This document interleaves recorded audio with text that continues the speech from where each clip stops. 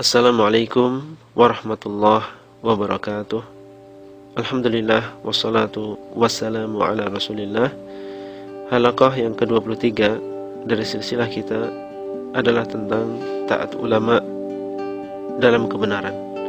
Ulama adalah orang-orang yang memiliki ilmu tentang Allah dan juga agamanya, ilmu yang membawa dirinya untuk bertakwa kepada Allah SWT. Mereka adalah pewaris para nabi, dan kedudukan mereka di dalam agama Islam adalah sangat tinggi. Allah telah mengangkat derajat para ulama dan memerintahkan kita untuk taat kepada mereka selama mereka menyeru dan mengajak kepada kebenaran dan juga kebaikan. Allah berfirman, Ya ayyuhalladzina amanu athi'ullah wa athi'ur rasul wa ulil amri minkum. Wahai orang-orang yang beriman, taatlah kepada Rasul dan ulil amri kalian. Dan ulil amri di sini mencakup ulama dan juga umara atau pemerintah.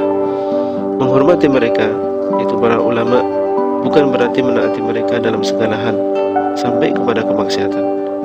Ulama ayyuhal ikhwah seperti manusia yang lain. Ijtihad mereka terkadang salah, terkadang benar. Kalau benar, mereka mendapatkan 2 pahala, dan kalau salah, mereka mendapatkan 1 pahala. Apabila telah jelas kebenaran bagi seorang muslim dan jelas bahwasanya seorang ulama menyelisih kebenaran tersebut dalam sebuah permasalahan, maka tidak boleh seseorang menaati ulama tersebut kemudian dia meninggalkan kebenaran. Rasulullah SAW bersabda, tidak ada ketaatan dalam kemaksiatan, sesungguhnya ketaatan hanya di dalam kebenaran. Muttafaqun alaih. Apabila seseorang menaati ulama dalam kemaksiatan kepada Allah, maka dia telah menjadikan ulama tersebut sebagai pembuat syariat dan bukan penyampai syariat, seperti yang dilakukan oleh orang-orang Yahudi dan Nasrani. Allah berfirman, ittakhadhu ahbarahum wa ruhbanahum arbaban min dunillah. Mereka, itu orang-orang Yahudi dan Nasrani, menjadikan ulama dan ahli ibadah mereka sebagai sesembahan selain Allah. Taubah ayat ke-31. Rasulullah SAW menjelaskan ayat ini. Beliau mengatakan, ketahuilah bahwa mereka bukan beribadah kepada para ulama dan ahli ibadah tersebut, akan tapi mereka apabila menghalalkan apa yang Allah haramkan, maka mereka ikut menghalalkan. Dan apabila ulama dan ahli ibadah tersebut mengharamkan apa yang Allah halalkan, maka mereka pun ikut mengharamkannya. Hadis ini hasan, diriwayatkan oleh Tirmidzi. Itulah halaqah yang ke-23, dan sampai bertemu kembali pada halaqah yang selanjutnya. Sallallahu ala nabiyina Muhammad wa ala alihi wa sahbihi ajma'in. Saudaramu Abdullah Rai. Assalamualaikum warahmatullahi wabarakatuh. Alhamdulillah wassalatu wassalamu ala rasulillah. Halaqah yang ke-22 dari silsilah belajar tauhid adalah tentang takut kepada Allah. Di antara keyakinan seorang muslim, ayyuhal ikhwah, adalah bahwasanya manfaat dan mudarat adalah di tangan Allah SWT semata. Seorang muslim tidak takut kecuali kepada Allah dan tidak bertawakal kecuali kepada Allah. Takut kepada Allah yang dibenarkan adalah takut yang membawa pelakunya untuk merendahkan diri di hadapan Allah, mengagungkannya, dan membawanya untuk menjauhi larangan Allah SWT dan melaksanakan perintahnya. Bukan takut yang berlebihan yang membawa kepada keputusasaan terhadap rahmat Allah, dan juga bukan takut yang terlalu tipis yang tidak membawa pemiliknya kepada ketaatan kepada Allah. Takut seperti ini adalah ibadah. Tidak boleh sekali-kali seorang muslim menyerahkan takut seperti ini kepada selain Allah. Dan barang siapa yang menyerahkannya kepada selain Allah, maka dia telah terjerumus ke dalam syirik besar yang mengeluarkan seseorang dari Islam. Seperti orang yang takut mudarat wali fulan yang sudah meninggal, kemudian takut tersebut menjadikan dia merendahkan diri di hadapan kuburannya dan juga mengagungkannya. Hendaknya seorang muslim meneladani Nabi Ibrahim alaihissalam ketika beliau berkata, yang artinya, dan aku tidak takut dengan sesembahan kalian, mereka tidak memudarati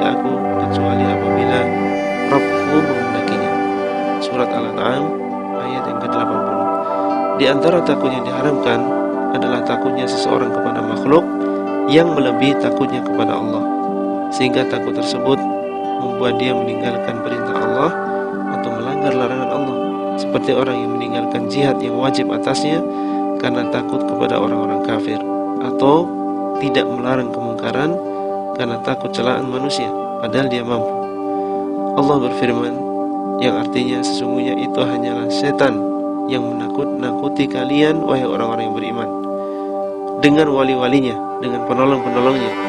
Karena itu janganlah kalian takut kepada mereka, tetapi takutlah kalian kepadaku jika kalian benar-benar orang yang beriman.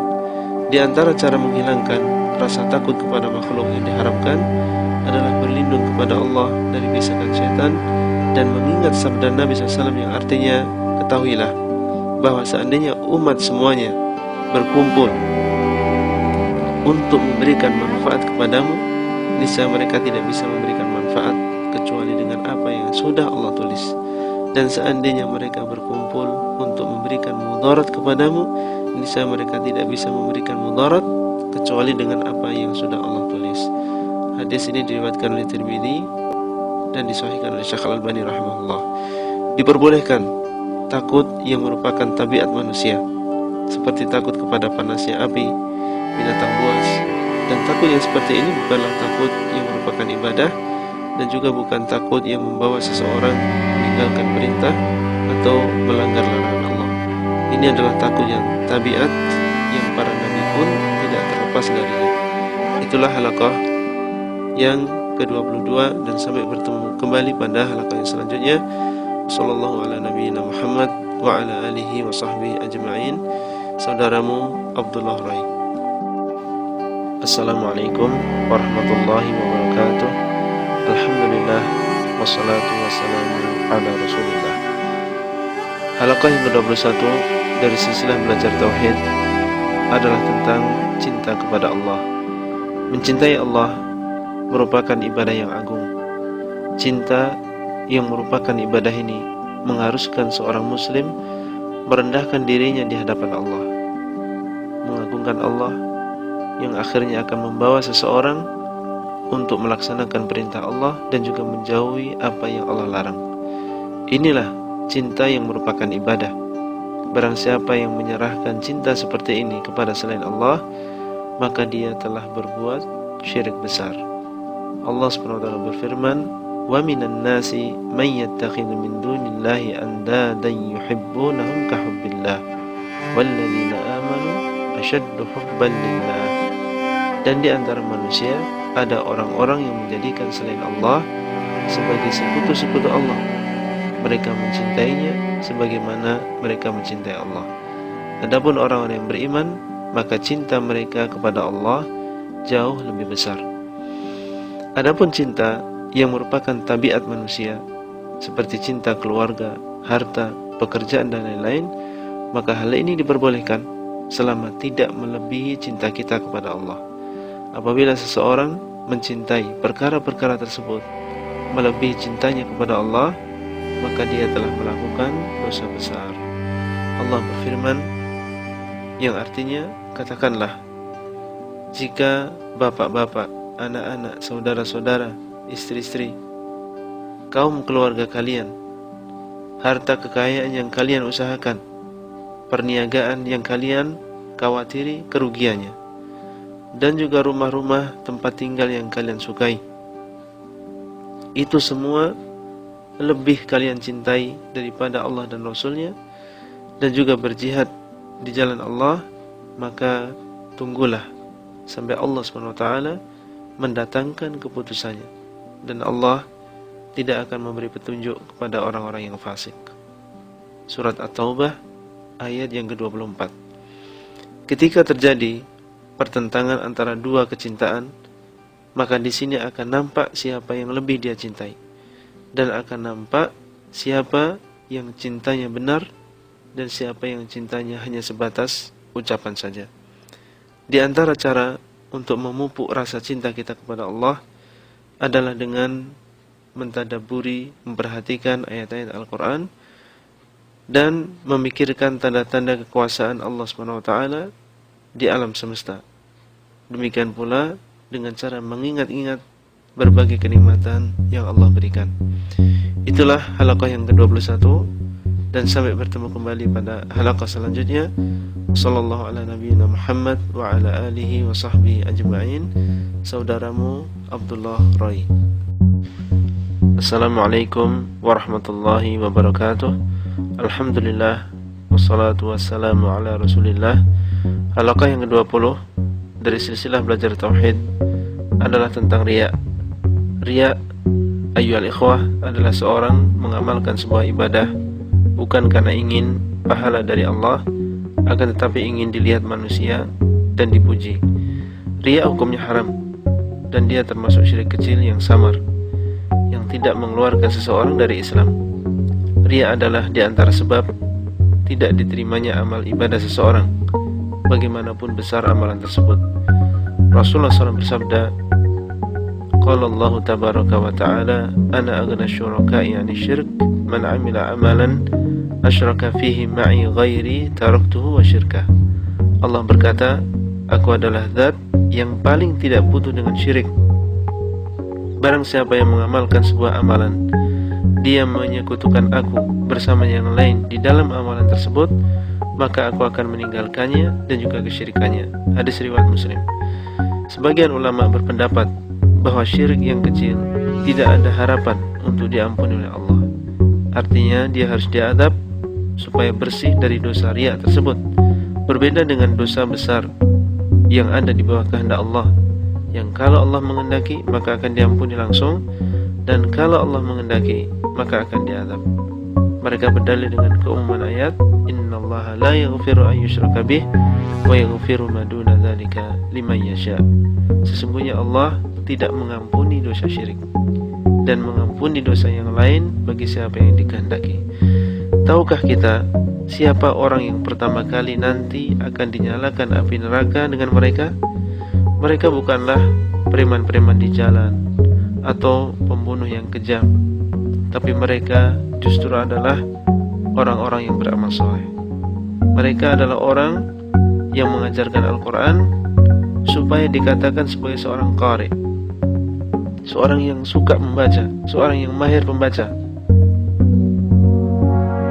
dan juga orang yang berinfak supaya dikatakan dermawan, dan berjihad supaya dikatakan sebagai seorang pemberani. Beramal bukan karena Allah, sebagaimana hal ini dikabarkan oleh Nabi SAW di dalam hadis yang sahih. Oleh karena itu, saudara sekalian, ikhlaslah di dalam beramal, dan ikhlas adalah barang yang sangat berharga. Para salaf kita, mereka pun merasa atau merasakan beratnya memperbaiki hati mereka, dan hanya kepada Allah kita meminta keikhlasan di dalam beramal, menjauhkan kita dari riya, sum'ah, ujub, dan berbagai penyakit hati. Dan marilah kita biasakan untuk menyembunyikan amal kita, kecuali kalau memang ada maslahat yang lebih kuat.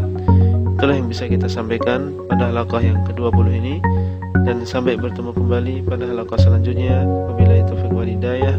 Wassalamualaikum warahmatullahi wabarakatuh. Saudaramu Abdullah Rai. Bismillahirrahmanirrahim. Assalamualaikum warahmatullahi wabarakatuh. Alhamdulillah, wassalatu wassalamu ala Rasulillah wa ala alihi wa sahbihi ajma'in. Halaqah yang ke-18 dari silsilah belajar tauhid adalah tentang meramal nasib dengan bintang. Bintang adalah makhluk yang menunjukkan kebesaran Allah dan kebesaran penciptanya. Allah Ta'ala telah mengabarkan di dalam Al-Quran bahwa bintang ini memiliki 3 faedah. Yang pertama, sebagai perhiasan langit. Kemudian yang kedua, sebagai pelempar setan. Kemudian yang ketiga adalah sebagai petunjuk manusia, seperti mengetahui arah utara atau selatan, mengetahui arah daerah, arah kiblat, atau mengetahui kapan datangnya musim menanam, musim hujan, dan lain-lain. Allah tidak menciptakan bintang untuk perkara yang lain selain 3 perkara di atas. Seorang salaf, Qatadah Ibnu Di'amah As-Sadusi, seorang ulama yang meninggal kurang lebih pada tahun 110 Hijriah, beliau menjelaskan bahwa barang siapa yang meyakini bahwasanya bintang memiliki faedah yang lain selain 3 hal di atas, maka dia telah bersalah dan berbicara tanpa ilmu. Ucapan ini dikeluarkan oleh Al-Imam Al-Bukhari di dalam Sahih beliau. Contohnya adalah meyakini bahwasanya terbit dan tenggelamnya bintang atau berkumpul dan berpisahnya beberapa bintang berpengaruh kepada keberuntungan seseorang di masa yang akan datang dalam masalah rezeki, jodoh, dan lain-lain. Seperti kolom yang ditemukan di beberapa koran dan juga majalah, membacanya dan mempercayainya adalah perbuatannya haram dan termasuk dosa besar. Sebagian ulama mengatakan hukumnya seperti orang yang mendatangi dukun dan bertanya kepadanya. Ancamannya tidak diterima salatnya selama 40 hari. Hendaknya kita semua takut kepada Allah dan janganlah sekali-kali mencoba membaca kolom-kolom tersebut, dan jangan juga memasukkannya ke dalam rumah kita. Kita tutup segala pintu yang bisa merusak akidah kita dan juga keluarga kita, karena akidah merupakan modal kita memasuki surganya Allah SWT dengan selamat. Inilah halaqah yang ke-18, dan sampai bertemu kembali pada halaqah yang selanjutnya. Sallallahu ala nabiyina Muhammad wa ala alihi wa sahbihi ajma'in. Saudaramu Abdullah Rai. Bismillahirrahmanirrahim. Assalamualaikum warahmatullahi wabarakatuh. Alhamdulillah, wassalatu wassalamu ala rasulillah. Pelajaran yang ke-17 dari silsilah belajar tauhid adalah tentang tatayyur, yaitu merasa sial dengan sesuatu. Tatayyur adalah merasa akan bernasib sial karena melihat atau mendengar kejadian tertentu, seperti melihat tabrakan atau orang yang berkelahi atau yang semisalnya. Kemudian hal tersebut menyebabkan dia tidak jadi melaksanakan hajatnya, seperti bepergian, berdagang, dan lain-lain. Tatayyur termasuk syirik kecil apabila perasaan tersebut kita ikuti. Rasulullah SAW bersabda, "Man raddathu at-tiyaratu min hajatin faqad asyrak." Barang siapa yang tiarah menyebabkan dia tidak jadi melaksanakan hajatnya, maka dia telah berbuat syirik.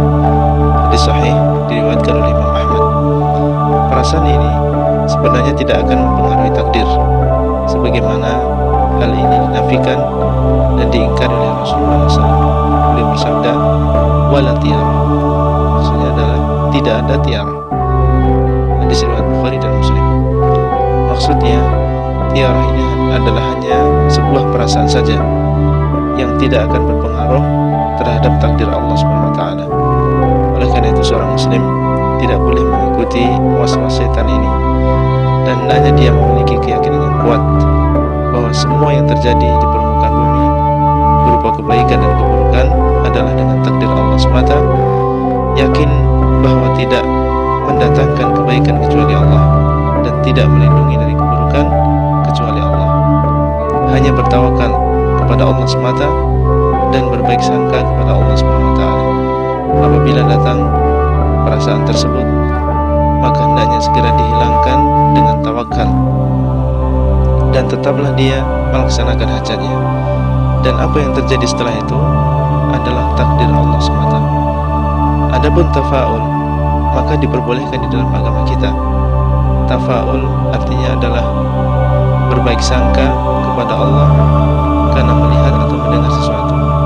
Dahulu Nabi SAW sering bertafaul, seperti ketika perjanjian Hudaybiyah, utusan Quraisy saat itu bernama Suhail, dan Suhail adalah bentuk pengecilan dari kata sahal yang artinya yang mudah.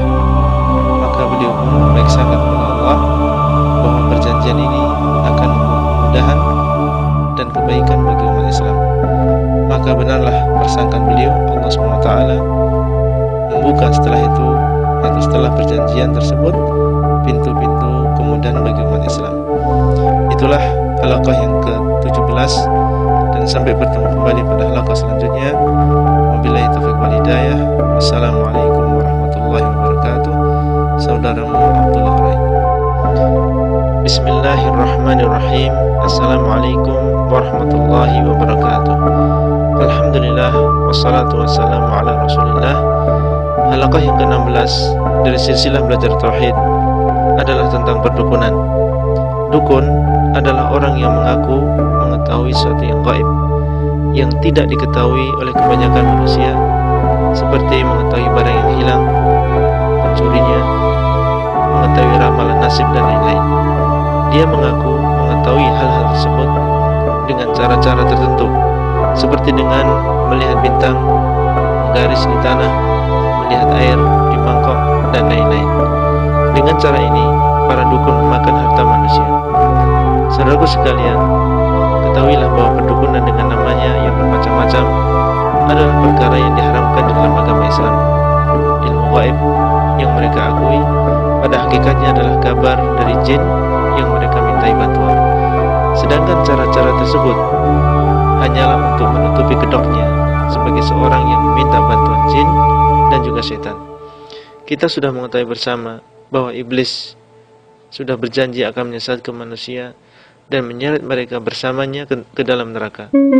Iblis dan juga keturunannya tidak akan membantu sang dukun kecuali apabila dukun tersebut kafir kepada Allah. Para ulama menghukumi dukun sebagai orang yang kafir dengan sebab ini, dan harta yang dia dapatkan dari pekerjaan ini adalah harta yang haram. Berkaitan dengan ramalan yang kadang benar, maka sebagaimana dikabarkan Nabi SAW dalam hadis yang sahih, bahwa para jin bekerja sama untuk mencuri kabar dari langit. Apabila mendengar sesuatu, maka jin yang di atas akan mengabarkan kepada yang di bawahnya, dan seterusnya sehingga sampai ke telinga dukun. Terkadang dia terkena lemparan bintang sebelum menyampaikan kabar tersebut, dan terkadang pula sempat menyampaikan sebelum akhirnya terkena lemparan bintang. Kabar sedikit ini atau kabar sedikit yang sampai ini akan ditambah-tambih oleh dukun tersebut dengan kedustaan yang banyak. Apa yang benar terjadi sesuai dengan yang dia kabarkan akan dijadikan alat mencari pembenaran dan kepercayaan dari manusia. Orang Islam dilarang sekali-kali datang ke dukun dengan maksud meminta bantuan bagaimanapun susahnya keadaan dia. Rasulullah SAW bersabda, yang artinya barang siapa yang mendatangi seorang dukun kemudian membenarkan apa yang dia ucapkan, maka dia telah kufur terhadap apa yang diturunkan kepada Muhammad. Hadis riwayat Abu Dawud, Tirmidzi, Ibnu Majah, dan disahihkan oleh Syekh Al-Albani rahimahullah. Dalam hadis yang lain beliau mengatakan, man ata arrafan fasa'alahu an syai'in lam tuqbal lahu salatun arba'ina lailah. Barang siapa yang mendatangi dukun dan bertanya kepadanya tentang sesuatu, maka tidak diterima darinya salat selama 40 hari. Hadis riwayat Muslim. Meskipun sebagian ulama berpendapat bahwa mendatangi dukun tidak sampai mengeluarkan seseorang dari Islam, namun kedua hadis di atas cukup menunjukkan besarnya dosa orang yang mendatangi dukun. Semoga Allah SWT menjadikan kita merasa cukup dengan yang halal dan menjauhkan kita dari yang haram. Itulah halaqah yang ke-16, dan sampai bertemu kembali pada halaqah selanjutnya. Sallallahu ala nabiyina Muhammad wa ala alihi wa sahbihi ajma'in. Saudaramu Abdullah Rai. Bismillahirrahmanirrahim. Assalamualaikum warahmatullahi wabarakatuh. Alhamdulillah, wassalatu wassalamu ala rasulillah wa ala alihi wa sahbihi ajma'in. Halaqah yang ke-15 dari silsilah belajar tauhid adalah tentang sihir. Ayyuhal ikhwah, sihir bermacam-macam jenisnya, dan sihir yang merupakan kesyirikan adalah sihir yang terjadi dengan meminta pertolongan kepada setan, dan setan tidak akan menolong seseorang kecuali setelah melakukan perkara yang dia ridhai, yaitu kufur kepada Allah, kafir kepada Allah, dengan cara menyerahkan sebagian ibadah kepada setan tersebut, atau dengan menghina Al-Quran, atau dengan mencela agama dan lain-lain. Allah berfirman, "Wa kafara Sulaiman walakinna asy-syayatin kafaru yu'allimuna an-nasa as-sihr." Dan bukanlah Sulaiman yang kafir, akan tapi Tapi setan-setanlah yang kafir, mereka mengajarkan sihir kepada manusia. Rasulullah SAW bersabda, yang artinya jauhilah 7 perkara yang membinasakan. Para sahabat bertanya, ya Rasulullah, apa 7 perkara tersebut? Maka beliau SAW mengatakan, syirik kepada Allah, sihir, dan seterusnya. Hadis ini muttafaqun alaih. Hukuman bagi seorang tukang sihir jenis ini adalah hukuman mati bila dia tidak bertobat, sebagaimana telah dicontohkan oleh para sahabat Nabi SAW. Dan yang berat untuk melakukan hukuman tersebut adalah pemerintah yang sah dan bukan individu. Mempelajari sihir termasuk perkara yang diharamkan. Bahkan sebagian ulama menghukumi pelakunya keluar dari Islam. Demikian pula meminta supaya disihirkan juga perbuatannya haram, karena Rasulullah SAW mengabarkan bahwa bukan termasuk hukum beliau orang yang menyihir dan orang yang minta disihirkan, sebagaimana dalam sebuah riwayat yang diriwayatkan oleh Al-Bazzar dalam musnadnya dan disahihkan oleh Syekh Al-Albani. Seorang muslim hendaknya melakukan sebab untuk membentengi diri dari sihir. Di antaranya adalah dengan menjaga zikir-zikir yang disyariatkan, seperti zikir pagi dan petang, zikir-zikir setelah sholat 5 waktu, zikir akan tidur, mau makan, masuk rumah, keluar rumah, masuk kamar kecil, keluar dari kamar kecil, dan lain-lain. Dan membersihkan diri dan juga rumah dari perkara-perkara yang membuat ridho syaitan, seperti jimat-jimat, musik-musik, gambar-gambar makhluk bernyawa, dan lain-lain. Dan apabila qadarullah terkena sihir, maka hendaknya dia bersabar, merendahkan diri kepada Allah, memohon darinya kesembuhan, dan berpegang dengan ruqyah-ruqyah yang disyariatkan. Dan jangan sekali-kali dia berusaha untuk menghilangkan sihir dengan cara meminta bantuan jin, baik secara langsung maupun lewat dukun, paranormal, dan semisal mereka. Semoga Allah SWT melindungi kita dan juga keluarga kita dari semua kejelekan di dunia dan juga di akhirat. Itulah halaqah yang ke-15, dan sampai bertemu kembali pada halaqah yang selanjutnya. Wassallallahu ala nabiyina Muhammad wa ala alihi wa sahbihi ajma'in. Saudaramu Abdullah Rai. Bismillahirrahmanirrahim. Assalamualaikum warahmatullahi wabarakatuh. Alhamdulillah, wassalatu wassalamu ala rasulillah wa ala alihi wa sahbihi ajma'in. Halaqah yang ke-12, berdoa kepada selain Allah adalah syirik besar. Berdoa kepada Allah adalah seseorang menghadap Allah dengan maksud supaya Allah SWT mewujudkan keinginannya, baik dengan meminta atau dengan merendahkan diri, mengharap dan takut kepada Allah SWT. Berdoa dengan makna di atas adalah ibadah. Berkata An-Nu'man Ibnu Bashirin radhiyallahu anhu, aku mendengar Nabi SAW bersabda, doa adalah ibadah.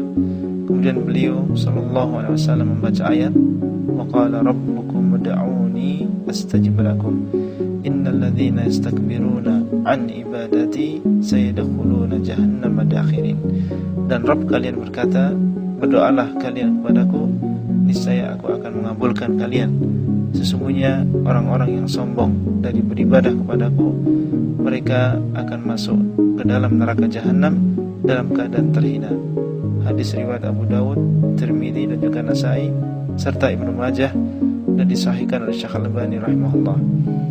Dan makna beribadah kepadaku adalah berdoa kepadaku.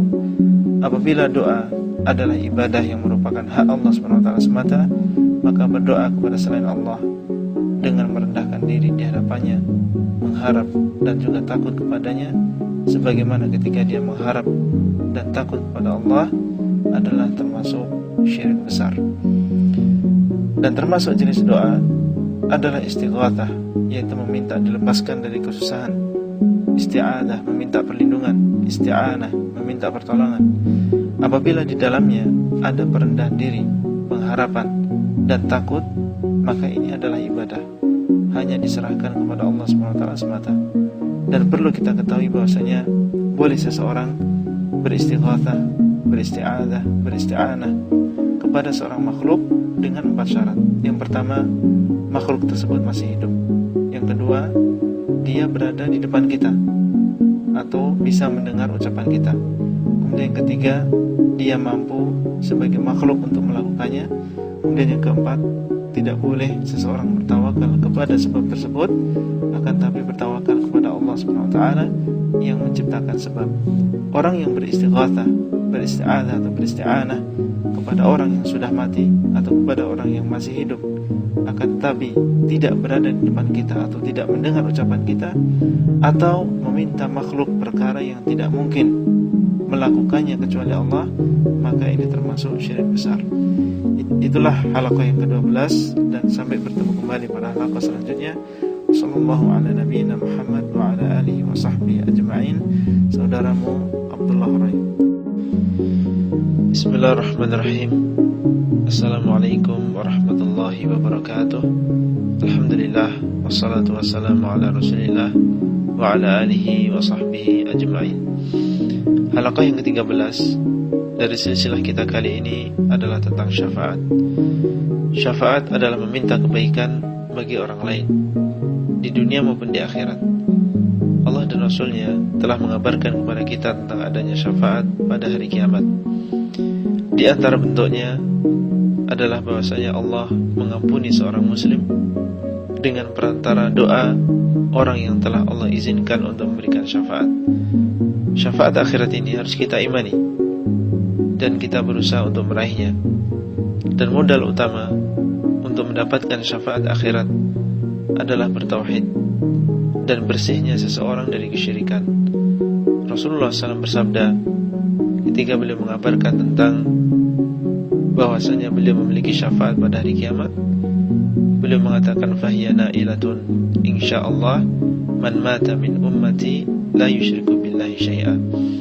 Syafaat itu akan didapatkan insyaallah oleh setiap orang yang mati dari umatku yang tidak menyekutukan Allah sedikit pun.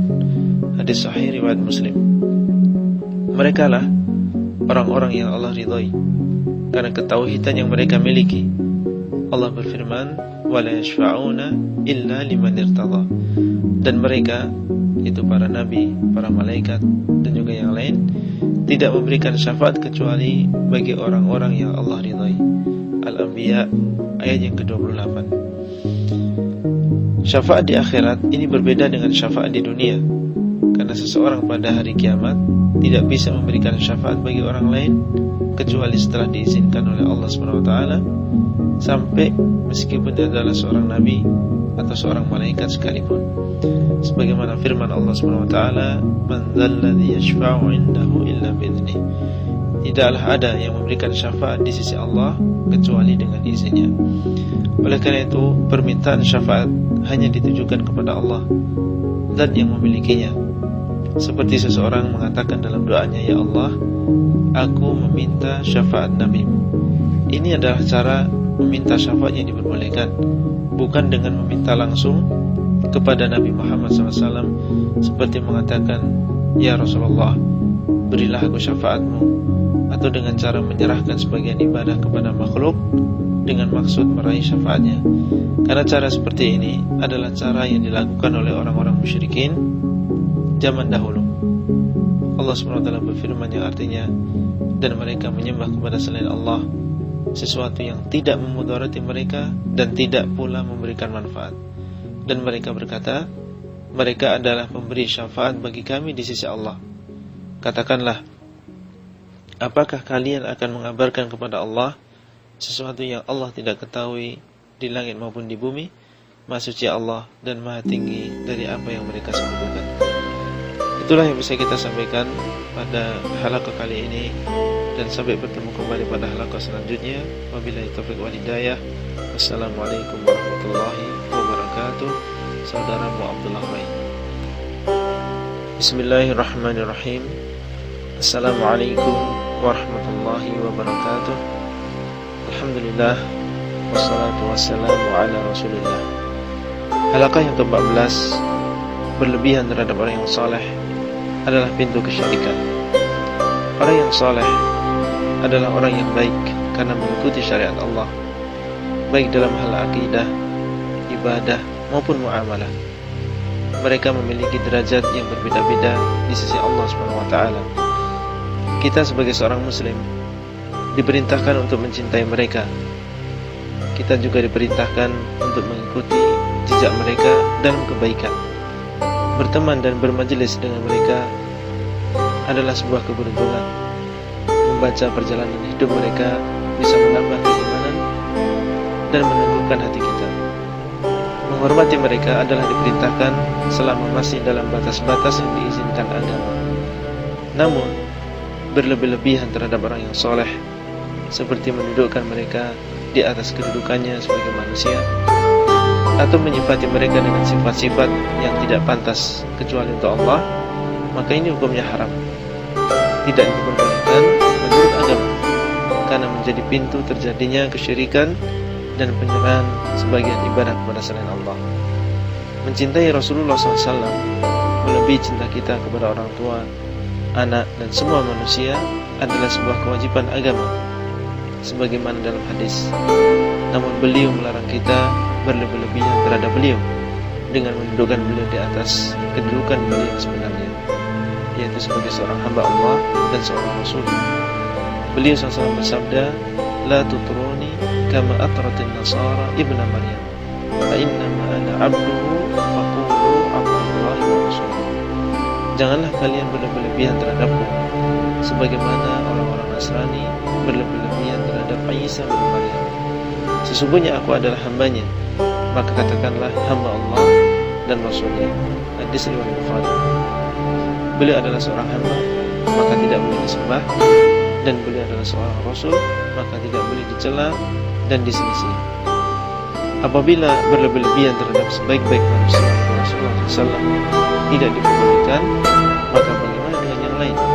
Dan di antara bentuk ghulu berlebih-lebihan terhadap orang-orang yang soleh adalah meyakini bahwasanya mereka mengetahui ilmu gaib, atau membangun di atas kuburan mereka, atau beribadah kepada Allah SWT di samping kuburan mereka dan lain-lain.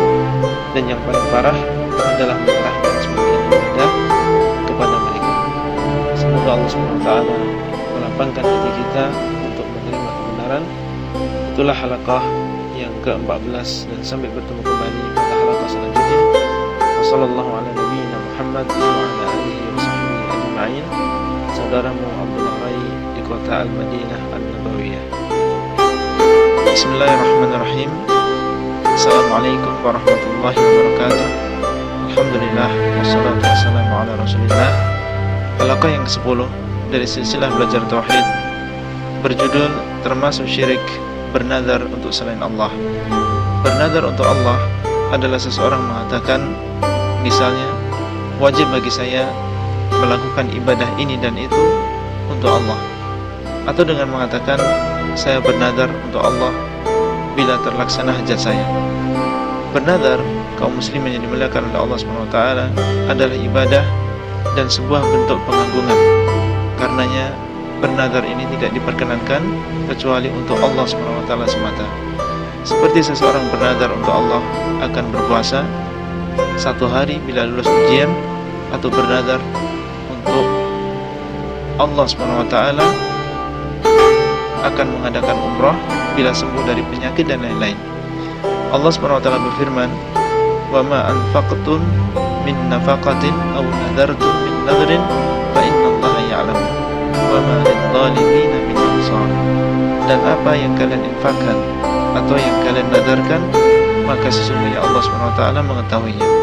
Allah Ta'ala mengabarkan bahwasanya Allah mengetahui nazar para hambanya di dalam ayat ini, dan akan membalas dengan balasan yang baik.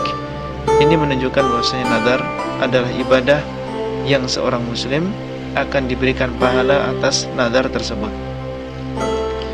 Dan menunaikan nazar apabila dalam ketaatan, hukumnya adalah wajib berdasarkan firman Allah SWT, "Wal yufu nudhurahum," dan supaya mereka menunaikan nazar-nazar mereka. Dan sabda Nabi SAW, "Man nadhara ayyuti' Allah falyuti'hu, wa man nadhara ayyasiyahu fala ya'sih." Barang siapa yang bernazar untuk menaati Allah SWT, maka hendaknya menaatinya. Dan barang siapa yang bernazar untuk memaksiati Allah, maka janganlah dia memaksiatinya. Hadis riwayat Al-Bukhari. bernadar untuk selain Allah termasuk syirik besar yang mengeluarkan seseorang dari Islam, seperti seseorang bernadar apabila sembuh dari penyakit maka akan menyembelih untuk wali fulan atau berpuasa untuk syekh fulan dan lain-lain. Semoga Allah SWT melindungi kita dan keturunan kita dari perbuatan syirik. Itulah halaqah yang ke-10, dan sampai bertemu kembali pada halaqah selanjutnya. Wassallallahu ala nabiyyina Muhammad wa ala alihi wa sahbihi ajma'in. Saudaramu Abdullah Rai. Bismillahirrahmanirrahim. Assalamualaikum warahmatullahi wabarakatuh.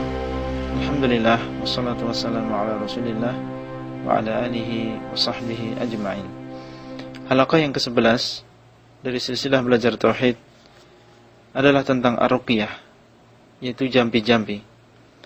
Ar-ruqyah yaitu bacaan yang dibacakan kepada orang yang sakit supaya sembuh. Bacaan ini diperbolehkan selama tidak ada kesyirikan. Dari Auf bin Malik radhiyallahu anhu, beliau berkata, kami dahulu meruqyah di zaman jahiliyah. Maka kami bertanya kepada Rasulullah, ya Rasulullah, apa pendapatmu tentang ruqyah ini? Rasulullah SAW bersabda, perlihatkanlah kepadaku ruqyah-ruqyah kalian. Sesungguhnya ruqyah tidak mengapa selama tidak ada kesyirikan. Hadis riwayat Abu Dawud, disahihkan oleh Syekh Al-Albani rahimahullah.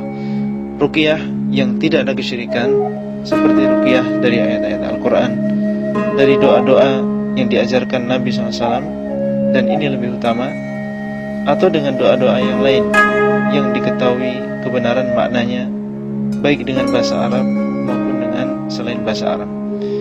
Kemudian hendaknya orang yang meruqyah ataupun yang diruqyah meyakini bahwasanya ruqyah hanyalah sebab semata, tidak berpengaruh dengan sendirinya, dan tidak boleh seseorang bertawakal kepada sebab tersebut. Seorang muslim mengambil sebab dan bertawakal kepada Zat yang menciptakan sebab tersebut, yaitu Allah SWT. Ruqyah yang mengandung kesyirikan adalah jampi-jampi atau bacaan yang mengandung permohonan kepada selain Allah, entah kepada seorang jin ataupun seorang wali sekalipun. Biasanya disebutkan di situ nama-nama mereka. Tidak jarang jampi-jampi seperti ini dicampur dengan ayat-ayat Al-Quran, atau dengan nama-nama Allah, atau dengan kalimat yang berasal dari bahasa Arab. Tujuannya adalah satu, yaitu untuk mengelabui orang-orang yang jahil dan tidak tahu. Ruqyah yang mengandung kesyirikan telah dijelaskan oleh Rasulullah SAW dalam sabda beliau, sesungguhnya jambi-jambi dan jimat-jimat dan juga pelet adalah syirik. Hadis ini diriwayatkan oleh Abu Dawud dan juga Ibnu Majah dan disebutkan oleh Syekh Al-Albani rahimahullah. Itulah halaqah yang ke-11, dan sampai bertemu kembali pada halaqah selanjutnya. Wassallallahu ala nabiyyina Muhammad wa ala alihi wa sahbihi ajma'in. Saudaramu Abdullah Rai. Bismillahirrahmanirrahim. Assalamualaikum warahmatullahi wabarakatuh. Alhamdulillah, wassalatu wassalamu ala rasulillah. Ini adalah halaqah yang ke-9 dari silsilah belajar tauhid, berjudul menyembelih untuk selain Allah termasuk syirik besar.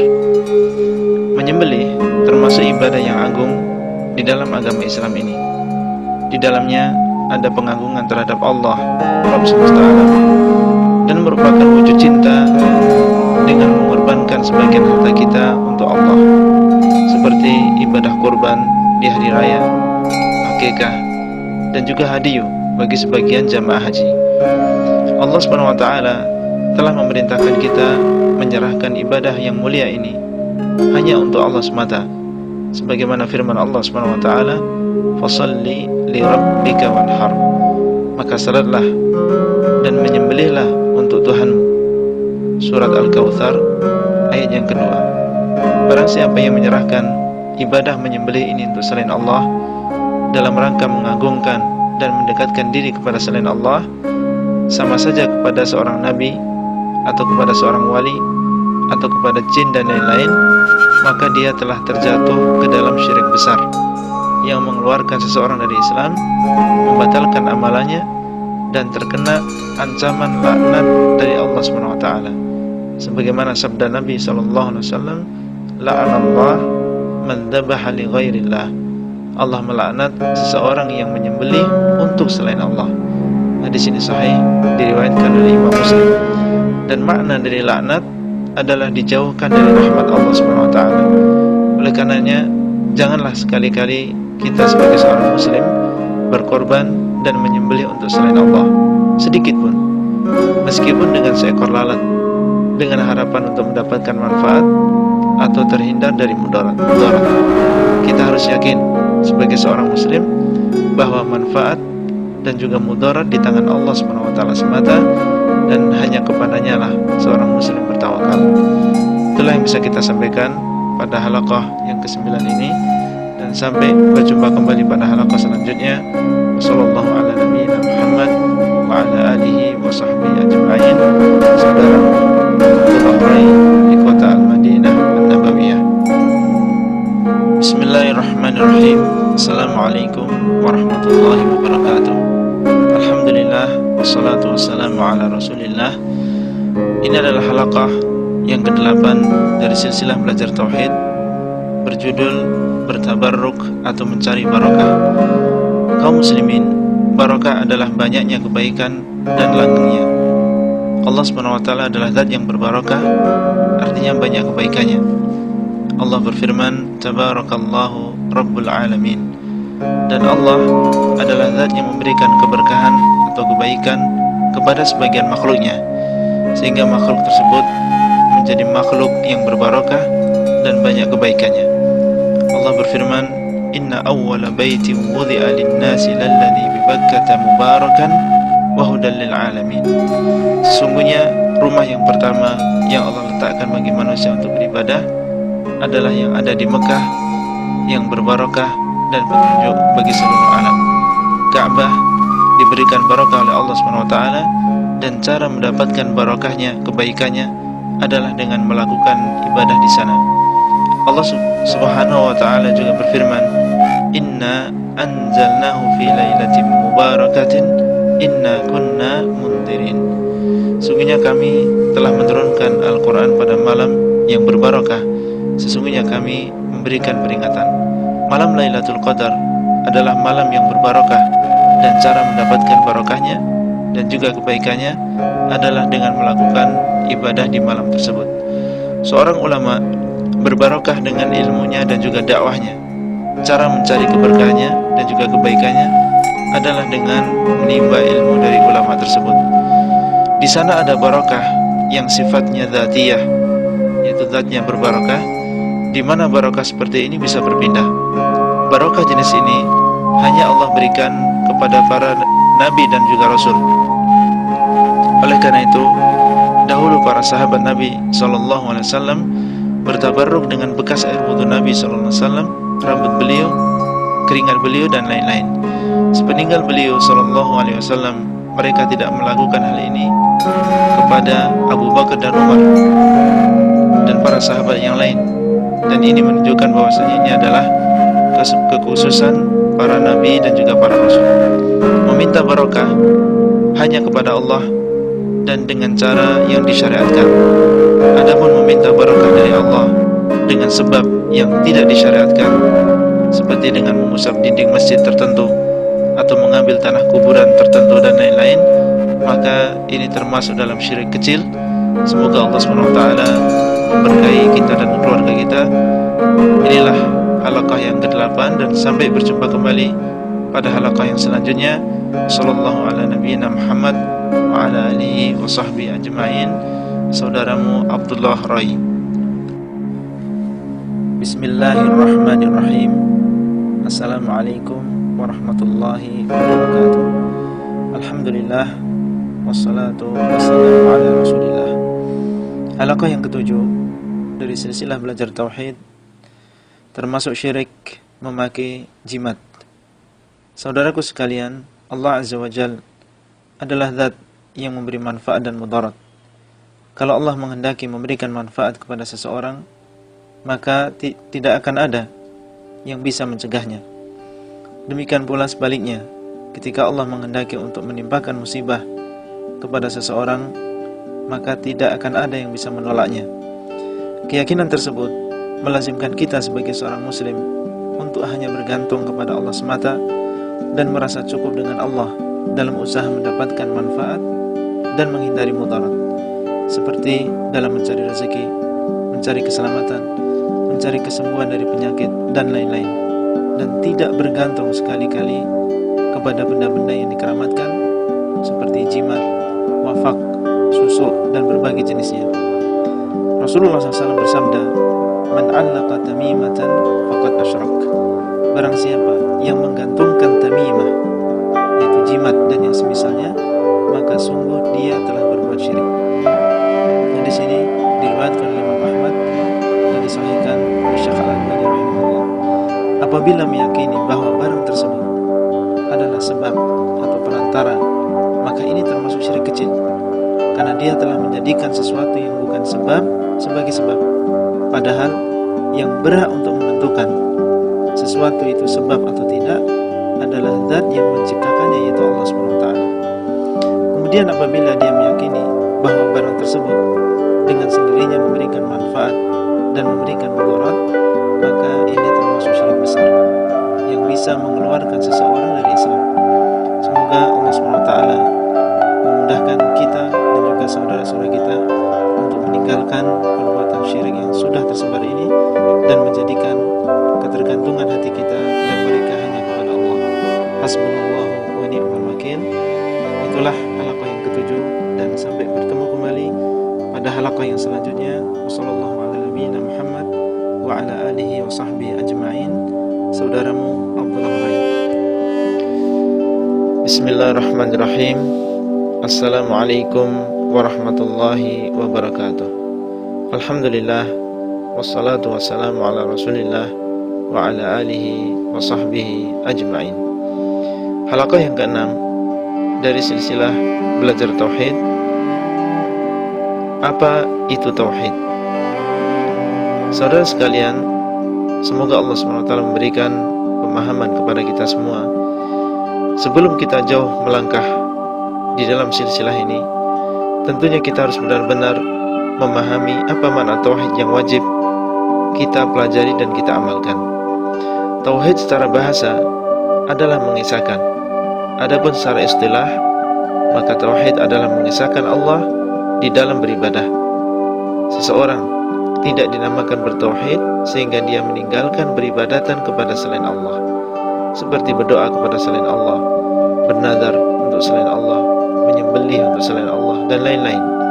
Apabila seseorang beribadah kepada Allah dan menyerahkan sebagian ibadah kepada selain Allah, siapapun dia, entah itu seorang nabi, malaikat, atau yang lain, maka inilah yang dinamakan dengan syirik, yaitu menyekutukan Allah SWT di dalam beribadah. Allah SWT berfirman, "Wa idh qala Ibrahimu li abihi wa qaumihi innani bara'um mimma ta'budun illa alladhi fatarani." Dan ingatlah ketika Ibrahim berkata kepada bapaknya dan kaumnya, "Sesungguhnya aku berlepas diri dari apa yang kalian sembah, kecuali zat yang telah menciptakan aku." Surat Az-Zukhruf ayat yang ke-26 sampai 27. Rasulullah SAW bersabda, "Man qala la ilaha illallah wa kafara bima yu'badu min dunillah, haruma maluhu wa damuhu wa hisabuhu 'ala Allah." Barang siapa yang mengatakan la ilaha illallah dan mengingkari segala sesuatu yang disembah selain Allah, maka haram hartanya dan darahnya, artinya tidak boleh diganggu, dan perhitungannya, hisabnya adalah atas Allah SWT. Dan di sini sahih diriwayatkan oleh Imam Muslim. Oleh karena itu, rukun kalimat tauhid yaitu la ilaha illallah ada dua. Yang pertama adalah nafi, yaitu pengingkaran pada kalimat la ilaha, artinya tidak ada Tuhan yang berhak disembah. Maksudnya adalah mengingkari Tuhan-Tuhan selain Allah. Yang kedua adalah itsbat, penetapan pada kalimat illallah, artinya kecuali Allah. Maksudnya adalah menetapkan Allah sebagai satu-satunya sesembahan. Wallahul muwaffiq. Wassallallahu ala nabiyyina Muhammad wa ala alihi wa sahbihi ajma'in. Akhukum Abdullah Rai. Bismillahirrahmanirrahim. Assalamualaikum warahmatullahi wabarakatuh. Alhamdulillah, wassalatu wassalamu ala rasulillah wa ala alihi wa sahbihi ajma'in. Halaqah yang kelima adalah taubat dari kesyirikan. Orang yang berbuat syirik, saudara sekalian, dan dia meninggal dunia tanpa bertaubat kepada Allah, maka dosa syirik tersebut tidak akan diampuni. Namun apabila dia bertobat sebelum dia meninggal, maka Allah SWT akan mengampuni dosanya bagaimanapun besar dosa tersebut. Taubat nasuha adalah taubat yang terpenuhi di dalamnya 3 syarat. Pertama adalah menyesal, yang kedua adalah meninggalkan perbuatan tersebut, yang ketiga adalah bertekad kuat untuk tidak mengulangi lagi. Allah SWT berfirman, "Qul ya ibadiyalladzina asrafu ala anfusihim la taqnatu mir rahmatillah innallaha yaghfirudz dzunuba jami'a innahu huwal ghafurur rahim." Katakanlah, wahai hamba-hambaku yang telah melampaui batas terhadap diri sendiri, yaitu dengan berbuat dosa, janganlah kalian berputus asa dari rahmat Allah. Sesungguhnya Allah mengampuni dosa semuanya. Sesungguhnya Dia Maha Pengampun lagi Maha Penyayang. Surat Az-Zumar ayat yang ke-53. Rasulullah SAW bersabda, "Innallaha yaqbalu taubatal 'abdi ma lam yughargir." Sesungguhnya Allah menerima taubat seorang hamba selama ruh belum sampai ke tenggorokan. Hadis ini diriwayatkan oleh Tirmidzi dan juga Ibnu Majah dan dihasankan oleh Syekh Al-Albani rahimahullah.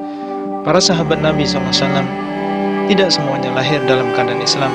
Bahkan banyak di antara mereka yang masuk Islam ketika sudah besar dan sebelumnya bergelimang dengan kesyirikan. Supaya tidak terjerumus kembali ke dalam kesyirikan, maka seseorang harus mempelajari tauhid dan memahaminya dengan baik, mengetahui jenis-jenis kesyirikan sehingga dia bisa menjauhi kesyirikan tersebut. Itulah halaqah yang kelima, dan sampai berjumpa kembali pada halaqah berikutnya. Wassallallahu ala nabiyyina Muhammad wa ala alihi wa sahbihi ajma'in. Akhukum Abdullah Rai. Bismillahirrahmanirrahim. Assalamualaikum warahmatullahi wabarakatuh. Alhamdulillah, wassalatu wassalamu ala rasulillah wa ala alihi wa sahbihi ajma'in. Halaqah yang keempat adalah tentang bahwasanya syirik membatalkan amalan. Pernahkah Anda kehilangan file data berharga hasil kerja keras Anda selama berhari-hari atau berbulan-bulan atau bahkan bertahun-tahun? Bagaimanakah perasaan Anda saat itu? Sedih bukan? Terkadang seseorang berani untuk membayar jutaan rupiah asal file yang berharga tersebut kembali. Saudaraku sekalian, syirik adalah dosa besar yang bisa membatalkan amalan seseorang. Allah SWT berfirman, "Walaqad uhiya ilaika wa ilal ladzina min qablik la in asyrakta la yahbatanna 'amaluk wa la takunanna minal khasirin. Balillaha fa'bud wa kum minasyakirin." Dan sungguh telah diwahyukan kepadamu wahai Muhammad dan orang-orang sebelummu bahwa apabila kamu berbuat syirik, maka sungguh akan batal amalanmu. Dan jadilah engkau termasuk orang-orang yang merugi. Maka sembahlah Allah saja dan jadilah kamu termasuk orang-orang yang bersyukur. Az-Zumar ayat 65-66. Dalam ayat ini, seorang nabi pun apabila dia berbuat syirik, maka akan batal amalannya. Oleh karena itu, saudara sekalian, jagalah amalan Anda yang sudah Anda tabung bertahun-tahun. Jangan biarkan amalan tersebut hilang begitu saja hanya karena kejahilan Anda terhadap tauhid dan juga syirik. Terkadang sebuah perbuatan yang kita anggap biasa bisa menghancurkan amalan sebesar gunung, dan belum tentu ada waktu lagi untuk bisa menabung kembali. Itulah halaqah yang keempat, dan sampai bertemu kembali pada halaqah berikutnya. Wassallallahu ala nabiyyina Muhammad wa ala alihi wa sahbihi ajma'in. Akhukum Abdullah Rai. Bismillahirrahmanirrahim. Assalamualaikum warahmatullahi wabarakatuh. Alhamdulillah, wassalatu wassalamu ala rasulillah wa ala alihi wa sahbihi ajma'in. Halaqah yang ketiga adalah tentang bahaya kesyirikan. Akhil karim, tauhid adalah amalan yang paling Allah cintai. Sebaliknya, syirik, yaitu menyekutukan Allah Subhanahu wa taala di dalam beribadah, adalah amalan yang sangat Allah murkai. Allah Subhanahu wa taala memang Maha Pengampun. Akan tapi bila seseorang meninggal dunia dalam keadaan berbuat syirik besar kepada Allah Subhanahu wa taala, maka Allah Subhanahu wa taala tidak akan mengampuni dosa syirik tersebut. Orang tersebut akan kekal di dalam neraka selama-lamanya dan tidak ada harapan baginya untuk masuk ke dalam surganya Allah Subhanahu wa taala. Sungguh ini adalah sebuah kerugian yang tidak ada kerugian yang lebih besar daripada kerugian ini. Allah berfirman, "Innallaha la yaghfiru an yushraka bih wa yaghfiru ma duna dzalika liman yasha." Sesungguhnya Allah tidak akan mengampuni dosa syirik dan masih mengampuni dosa yang lain bagi siapa yang dikehendaki. Surat An-Nisa ayat yang ke-48. Allah juga berfirman, "Innahu may yusyrik billah faqad harramallahu 'alaihi al-jannah wa ma'wahu an-nar wa ma lidh-dhalimin min ansar." Sesungguhnya barang siapa yang menyekutukan Allah, maka Allah mengharamkan baginya surga dan tempat kembalinya adalah neraka, dan tidak ada penolong bagi orang-orang yang zalim. Al-Maidah ayat yang ke-72. Oleh karena itu, hati-hatilah saudaraku dengan dosa yang satu ini. Terkadang seseorang terjerumus ke dalam dosa ini sedangkan dia tidak menyadarinya. Bentengilah dirimu dengan perisai ilmu, yaitu ilmu agama. Belajarlah dan berdoalah kepada Allah. Berdoalah kepada Allah dengan sejujur-jujurnya. Semoga Allah SWT melindungi kita dan juga keluarga kita dari perbuatan syirik ini. Itulah halaqah yang ketiga, dan sampai bertemu kembali pada halaqah selanjutnya. Wassallallahu ala nabiyyina Muhammad wa ala alihi wa sahbihi ajma'in.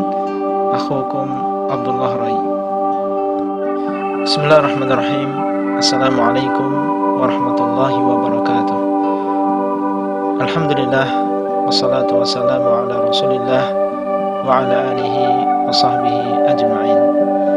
Halaqah yang kedua dari silsilah belajar tauhid. Tauhid adalah syarat mutlak masuk ke dalam surga. Saudaraku, orang yang menginginkan kebahagiaan di surga, maka dia harus memiliki modal yang satu ini, yaitu modal bertauhid. Tidak akan masuk ke dalam surga kecuali orang-orang yang bertauhid, meskipun terkadang dia diazab sebelumnya ke dalam neraka karena dosa yang dia lakukan. Nabi SAW bersabda, "Man syahida an la ilaha illallah wahdahu la syarikalah wa anna Muhammadan abduhu wa rasuluh wa anna Isa abdullahi wa rasuluh wa kalimatuhu alqaha ila Maryam wa ruhum minh wal jannata haqq wan nar haqq adkhalahu Allahul jannah ala ma kana minal amal." Barang siapa yang bersaksi bahwa tidak ada sesembahan yang berhak disembah kecuali Allah, tidak ada sekutu baginya, dan bersaksi bahwasanya Muhammad adalah hambanya dan juga rasulnya, dan bersaksi bahwasanya Isa adalah hamba Allah dan juga rasulnya, dan kalimatnya yang Allah tiupkan kepada Maryam, dan ruh dari Allah SWT, dan bersaksi bahwasanya surga adalah benar dan neraka adalah benar, maka Allah SWT akan memasukkan dia ke dalam surga sesuai dengan apa yang telah diamalkan. Hadis Bukhari dan juga Muslim. Dalam hadis yang lain, Nabi kita SAW bersabda, "Fa innallaha qad harrama 'alan nar man qala la ilaha illallah yabtaghi bidzalika wajha Allah." Sesungguhnya Allah SWT telah mengharamkan neraka bagi orang yang mengatakan la ilaha illallah tidak ada sesembahan yang berhak disembah kecuali Allah, yang dia mengharap dengan kalimat tersebut wajah Allah Subhanahu wa taala. Hadis diriwayatkan oleh Bukhari dan juga Muslim. Ini menunjukkan kepada kita bahwasanya modal utama untuk mendapatkan surga Allah Subhanahu wa taala adalah dengan bertauhid. Itulah halaqah yang kedua, dan sampai berjumpa kembali pada halaqah berikutnya. Wassallallahu ala nabiyyina Muhammad wa ala alihi wa sahbihi ajma'in. Akhukum Abdullah Rai. Assalamualaikum warahmatullahi wabarakatuh. Alhamdulillah, wassalatu wassalamu ala rasulillah wa ala alihi wa sahbihi ajma'in. Halaqah yang ke-25 dari silsilah belajar tauhid kali ini adalah tentang ridha dengan hukum Allah. Allah Ta'ala sebagai pencipta manusia sangat menyayangi mereka. Dialah Ar-Rahman Ar-Rahim, dan di antara bentuk kasih sayangnya adalah menurunkan syariat supaya manusia mendapatkan kebahagiaan dan terhindar dari kesusahan di dunia maupun di akhirat. Dialah yang maha mengetahui dan dialah yang maha bijaksana. Hukumnya penuh dengan keadilan, hikmah dan juga kebaikan, meskipun hal ini terkadang samar atas sebagian manusia. Oleh karena itu, menjadi keharusan bagi seorang muslim dan juga muslimah untuk ridha dengan hukum Allah dan yakin bahwasanya kebaikan semuanya di dalam hukum Allah, di dalam segala bidang kehidupan, akidah, akhlak, adab, muamalah, ekonomi, kenegaraan dan lain-lain. Mengisahkan Allah di dalam hukum-hukumnya adalah termasuk konsekuensi tauhid. Allah berfirman, "Wa ma kana lil mu'minin wa la mu'minatin idza qadallahu wa rasuluhu amran ay yakuna lahumul khiyaratu min amrihim wa man ya'sillah wa rasulahu faqad dhalla dhalalan mubina."